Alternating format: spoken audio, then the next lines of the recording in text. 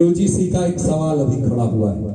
आप कभी लोग, मैं आपके माध्यम से कहता हूं, और मेरी जहां तक सोचे, आप एक पत्रकार भाई ना, मुझे ओंकार जी आप पत्रकार भी हैं, यहां से निकलेंगे तो उधर भी घेरते हैं, इधर हमारा भाई छोटा है यह भी घेरेगा। आज जब कहा इन लोगों ने कि यूजीसी का चल रहा है, ये जो बिल आया, उसमें बिल आया अच्छा है, लेकिन इसमें दो कमियां हैं। एक कमियां है कि जिसमें 2012 में दिग्विजय सिंह के नेतृत्व में कमेटी बनाई गई थी, उन्होंने जब मसौदा तैयार किया था तो उसमें एससी एसटी को डिस्क्रिमिनेशन कॉलेज के अंदर जो होते हैं, यूजीसी के अंदर होते हैं, उसमें एससी एसटी को यह अधिकार था कि वो अपनी शिकायत करेंगे उस कमेटी के पास।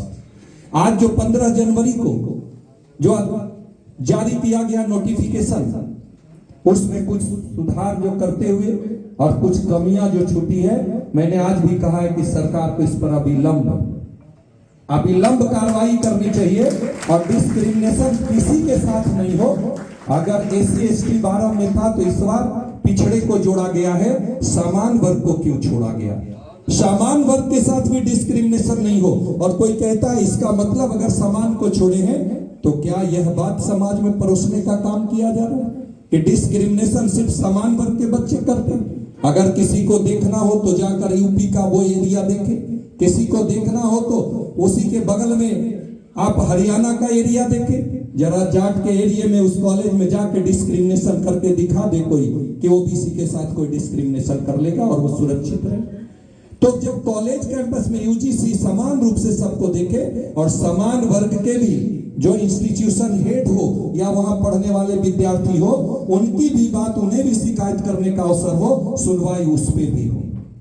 और जो 12 में उन दिनों जो नोटिफिकेशन हुआ था उसमें था कि कोई अगर झूठे आरोप हमारे सीओ, हमारे वीडियो, हमारे मतलब इंस्टीट्यूशन हेड पे लगाते हैं और वो अगर असत्य पाया जाता है तो उसके विरुद्ध सख्त से सख्त कार्रवाई हो। अगर यह होगा तभी यह माना जाएगा कि समानता के साथ किसी के साथ डिस्क्रिमिनेशन नहीं हो और कॉलेज में माहौल सिर्फ शिक्षा का हो, पढ़ाई का।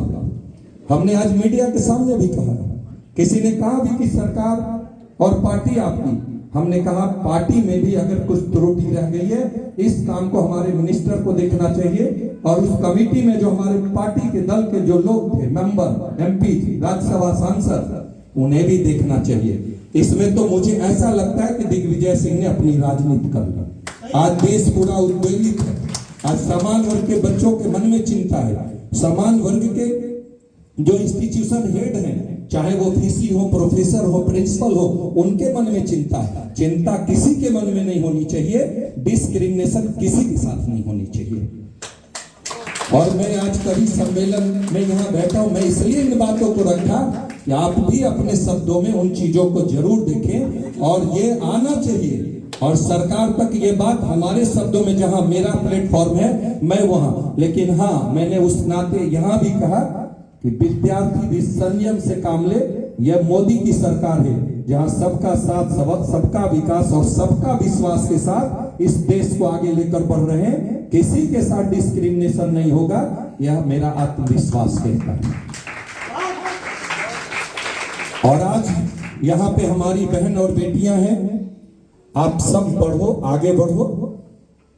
आपके लिए सरकार ने संपूर्ण दरवाजे खोल बैठे हैं। चाहे व्यवसाय कोई करना चाहे पढ़ लिख कर तो वो व्यवसाय कर सकता है, जॉब करना चाहे जॉब कर सकता है। भाई और बहन दोनों एक साथ कंपटीशन में